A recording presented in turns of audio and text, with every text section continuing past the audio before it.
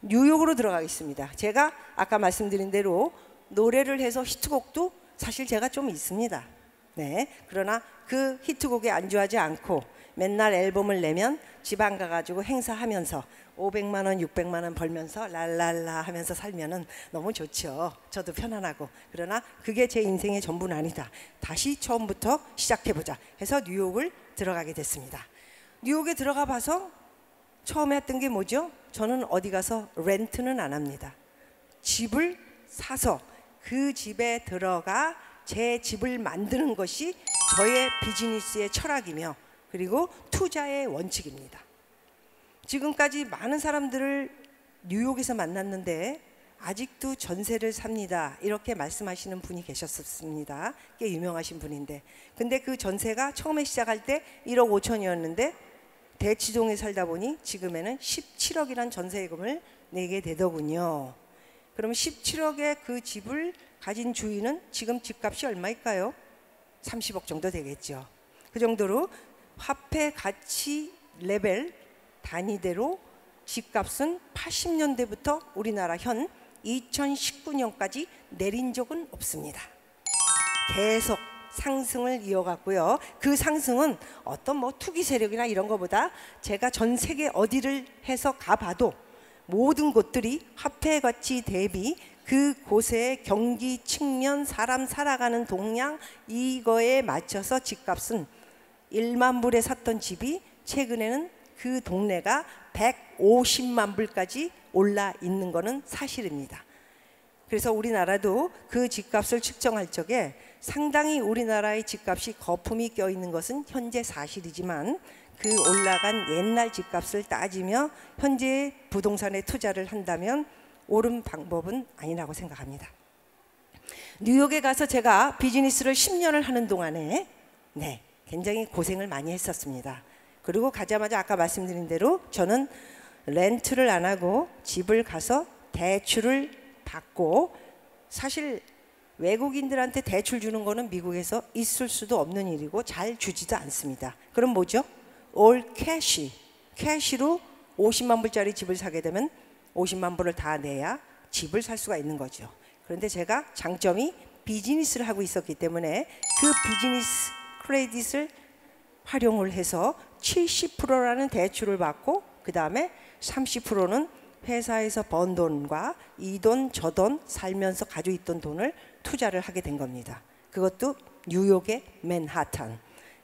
그래서 그 맨하탄에서 50만 불, 저는 큰 집을 지금도 사지 않고 유엔 빌리지는 신한은행 지점장님의 그 어떤 그 이렇게 추천으로 제가 사게 됐는데 거기에 대한 매력은 사실 제가 거기에 굉장히 재벌들이 많이 살아요. 그래서 그 곳에 가서 공연을 하러 갔다가 유엔 빌리지라는 데를 보고 아니 이런 데가 있었네. 그래서 알게 된 거죠. 그래서 사람은 참 많이 돌아다녀야 돈도 벌 수 있고 돈을 벌 수 있는 기적적인 일도 이루어진다. 왜? 그곳이 바로 돈이었기 때문에. 그런 것을 느끼게 됐던 곳이 거기였어요. 그래서 제가 살기보다는 그곳에 들어가서 투자를 해야 되겠다 해서 한 집을 산 게 지금 한 채입니다. 그 집입니다. 유엔 빌리지 집. 다시 또 딴 데로 갔는데 뉴욕. 그래서 뉴욕도 역시 제가 그대로 한국에서 배운 그대로 제가 그 하는 스타일대로 집을 사자. 처음에 빚을 얻더라도. 제가 들어갔던 데가 2008년 서프라임 모르게지가 터졌을 때 일입니다. 그래서 들어가서 집을 샀고 그 집에 이자를 냈지만 렌트를 하게 되면 렌트비를 내나 이자를 내나 그죠? 똑같아요. 2,500불에 사나 은행에 2,500불을 주라 똑같아요. 그런데 서프라임 모르게지가 터졌기 때문에 집값은 아무리 맨하탄이라도 10에서 20%가 떨어진 상태에서 집을 샀기 때문에 나중에 오른 폭은 그거보다 더블이 오를 수 있다라는 그 정도의 터득은 이미 IMF 때 1997년 우리나라 IMF가 왔을 때 이미 터득을 했었기 때문에 저는 항상 돈을 가지고 현금이 있으면 어떻게든 이거를 잘 따지자. 무슨 뭐 부동산을 사서 올라서 그 돈을 벌기보다는 오르면 좋죠. 불로소득이지만 세금 낼 거 다 내고, 예, 그 다음에 또 수익이 난 거에 대해서는 노후 대책에 맞게 투자를 하는 거다. 저는 그렇게 생각을 합니다. 그래서 당시에도 집을 샀지만 또 기회가 온 것은 당시에 또 운이 좋게 집을 삼으로써 또 집값이 경기가 좋아지면서 2009년, 2010년, 2011년, 2012년 3년, 4년 무려 6년간 미국은 핫하게 집값이 뛰기 시작했습니다. 그래서 그렇게 좋은 기회를 가지면서 느낀 거는 한번 내가 기회를 받을 수 있는 시간을 꼭 가질 수 있구나. 예, 인생에 3번 기회가 오는데 그 기회를 받기 위해서는 준비를 하고 있어야 된다.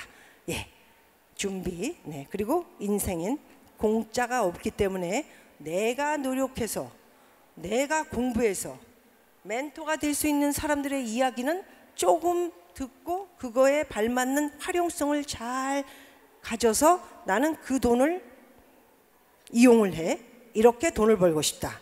이런 마음가짐을 가지셔야지.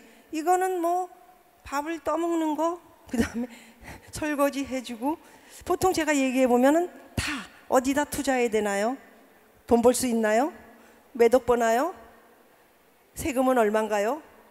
이거는 조금 질문을 하더라도 조금 무리수가 있지 않나. 본인은 공부 하나도 안 하고 그냥 가만히 앉아서 몇 억을 벌면 편하지. 이런 돈은 없다라는 말씀을 드리고 싶습니다. 그게 바로 인생에 공짜가 없다. 이렇게 말씀드리고 싶고요. 여러분들도 어느 정도 제가 기회를 주면서 이런 기회가 있을지 모르니 준비하십시오 라고 얘기를 하면은 여러분이 그거를 컨택을 잘 하셔서 그 다음에는 그 안으로 들어가서 공부를 하시는 것이 훨씬 현명합니다.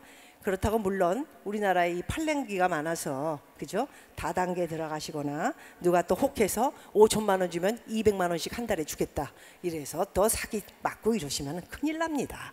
그게 제일 큰 문제예요. 미국이나 뭐 이런 데 가면은 사기꾼이 별로 없어요. 물론 왜 사기꾼이 없냐 그런데 한국 사람이 한국 사람을 등을 치는 경우는 있는데 그렇게 제가 사기를 치는 미국 사람들을 보질 못했습니다. 잠깐만요.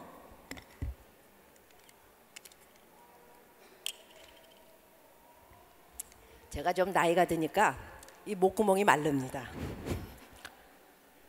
20대 30대 때는 아무리 떠들어도 이 목구멍이 챙챙했어요. 근데 이게 중간에 얘기하다 보면 자꾸 걸려가지고 그 다음에 소리가 안 나. 그때 물을 먹어줘야 돼요. 죄송합니다. 그래서 여러분들은 이제 제가 말하고자 하는 것은 그만큼 언제나 기회가 있으니 진짜 그 찬스를 놓으려면 지금 준비를 하고 있어야 돼. 지금이 바로 그 시기라고 저는 보고 있습니다. 또 이렇게 얘기하면은 또 준비가 안 돼 있는 사람이나 뭐가 또 없는 사람들은 뭔 개소리를 하느냐 또 이렇게 판단하실 수도 있으시겠지만은 죄송합니다. 제가 개소리를 했어요. 멍멍 개소리를 그렇기 때문에. 그렇지만 여러분들 IMF 때 겪어보시지 않았습니까? 더 많은 부자가 탄생했습니다. 무려 18%의 엄청난 부자가 탄생했죠. 그들은 어떻게 부자가 됐을까요? 상위 0.1%가 들어가는 부자까지도 탄생이 됐죠. 예, 당시에 압구정동 아파트가 3억에 날아다닐 때입니다. 네, 쳐보시면 다 나올 거예요. 1997년 IMF 때는 3억, 2억 8천. 경매가 아니고 그냥 팔겠다 이렇게 나왔던 거를 쫙 사들인 몇 사람이 또 있고 몇 수십 사람이 있고 몇 수백 사람이 있으면서 그 사람들이 과연 어떻게 됐을까요? 0.1%의 재벌이 준재벌이 돼 있겠죠. 이런 기회를 포착하시려면 우리는 거기까지 아니어도 기회가 있다. 포착할 타임이 언젠가. 이걸 잘 보시라는 겁니다. 지금은 아니죠. 현격히. 네.